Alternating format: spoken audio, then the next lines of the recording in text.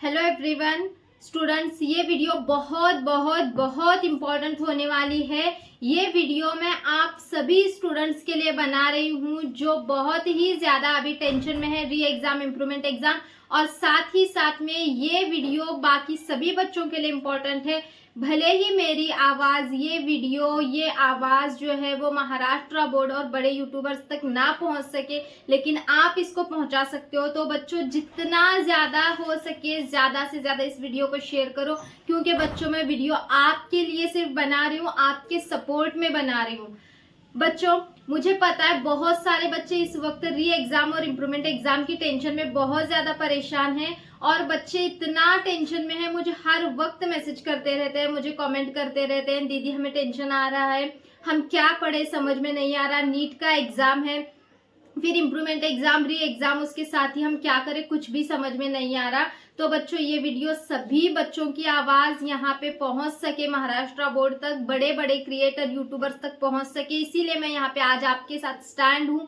बच्चों, ये वीडियो आप चाहो तो, मेरी आवाज बहुत छोटी है, ये आवाज शायद 1000 लोगों तक भी ना पहुंच सके, लेकिन बच्चों अगर आप चाहो तो इसको पहुंचा सकते हो हमारे महाराष्ट्र बोर्ड तक, और हमारे जो है बड़े बड़े यूट्यूबर्स तक आप पहुंचा सकते हो, क्योंकि आप ही एक ऐसे जरिया हो जो इस आवाज को पहुंचा सकते हो, और आपके लिए ही मैं यहाँ पे खड़ी हूँ। बच्चों प्लीज रिक्वेस्ट है आप सभी से कि इस वीडियो को ज्यादा से ज्यादा शेयर करो।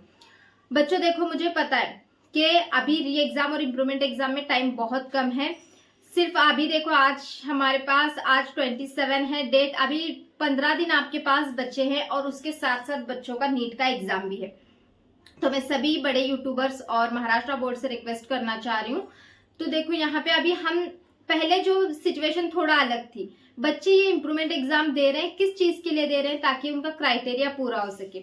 और ये एग्जाम बच्चों के लिए सिर्फ और सिर्फ एक एग्जाम नहीं है, बल्कि उनका एक सपना है। हाँ, मुझे पता है कि एक एग्जाम, एक पीस ऑफ पेपर आपकी लाइफ को डिसाइड नहीं कर सकता, लेकिन बहुत सारे सपने बच्चों के इस एग्जाम से जुड़े हुए हैं। ये 1 साल बच्चों का बहुत ज्यादा कीमती है, क्योंकि इस वक्त बच्चे मेंटली बहुत ज्यादा डिस्टर्ब है। दोस्त आगे निकल के जा रहे हैं, घर वालों के ताने सुन रहे होंगे ना सभी बच्चे, के पहले पढ़ लिया होता तो आज ये नहीं करना पड़ता। सुन रहे हैं, सभी बच्चे सुन रहे हैं, पता है मुझे। तो ये आवाज है उन बच्चों की जो बच्चे मेंटली डिप्रेशन में चले गए, बहुत ज्यादा परेशान है बच्चे। क्योंकि जब अदर टाइम स्टडी करना अलग बात होती है, क्योंकि अदर टाइम सारे बच्चे आपके साथ होते हैं, वो एग्जाम्स दे रहे थे, लेकिन ये सिचुएशन इतनी बुरी है, इतनी बुरी लग रही है अभी बच्चों को कि मेरे दोस्त आगे हैं, मैं पीछे हूँ, मेरे दोस्त एंजॉय कर रहे हैं, वो एडमिशन कर रहे हैं, मैं पीछे हूँ। तो ये सारे बच्चों के टेंशन को मैं समझ सकती हूँ बच्चों। तो देखो, आपके पास टाइम तो बहुत कम है, मुझे पता है 15 दिन है, और उसके साथ बच्चे इस प्रॉब्लम से भी फेस कर रहे हैं। फोटोकॉपी बच्चों ने डाली है, फोटोकॉपी की अभी कुछ उन्हें फोटोकॉपी रिसीव नहीं हो रही। बच्चों ने रीचेकिंग के लिए डाला था, फोटोकॉपी बच्चों को रिसीव नहीं हो रही।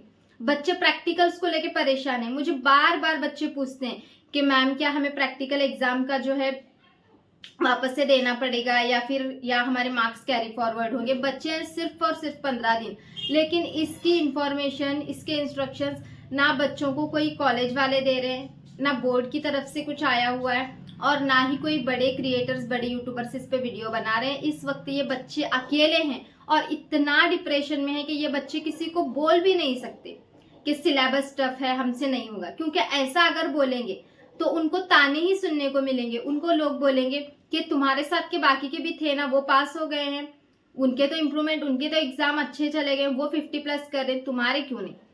हर एक की सिचुएशन अलग हो सकती है, हर बच्चे के पास दिमाग है, हर बच्चा पढ़ सकता है, लेकिन कुछ प्रॉब्लम्स, कुछ बच्चे डिप्रेशन में होते हैं, कुछ बच्चे घर में कुछ प्रॉब्लम्स होती है। तो हर बच्चे के साथ, कोई बच्चा साल भर पढ़ा हुआ होता है लेकिन एग्जाम के टाइम पे बीमार हो जाता है। बहुत सारे ऐसे बच्चों के साथ प्रॉब्लम्स होती हैं जिससे उनके परसेंटेज कम आए हुए होते हैं। तो बहुत सारे बच्चे मुझे मैसेजेस कर रहे हैं, कि कमेंट कर रहे हैं, दीदी हमने रीचेकिंग के लिए डाला है लेकिन अभी तक हमारी फोटोकॉपी नहीं आई है। फिर बच्चों के मुझे मैसेजेस आते हैं कि जो हमारे प्रैक्टिकल एग्जाम हैं वो कब होंगे। और बहुत बड़ा टेंशन ये है कि 21 जून को नीट का एग्जाम है, और 22 तारीख को बच्चों का पेपर है।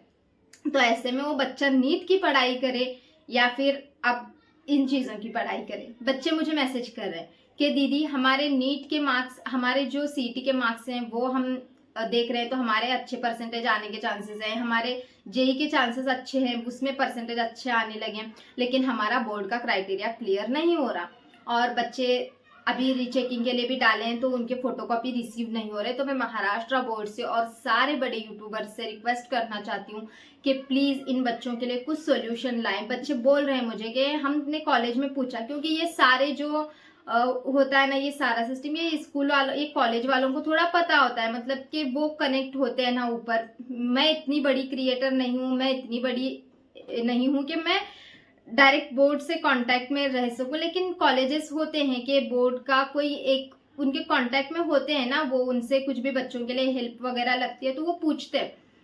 लेकिन कॉलेज में बच्चे जाने के बाद बोलते हैं कि हमें कुछ पता नहीं है और आप जो है हेल्पलाइन नंबर पे कॉल करो। बच्चे हेल्पलाइन नंबर पे कॉल करते हैं तो बच्चों के मुझे ऐसे मैसेजेस आ रहे हैं कि कॉल रिसीव नहीं हो रहे और मैसेज भी हम कर रहे हैं तो मैसेज सीन नहीं हो रहे या फिर सेंड नहीं हो रहा, ऐसा कुछ तो बच्चों ने मुझे बोला था।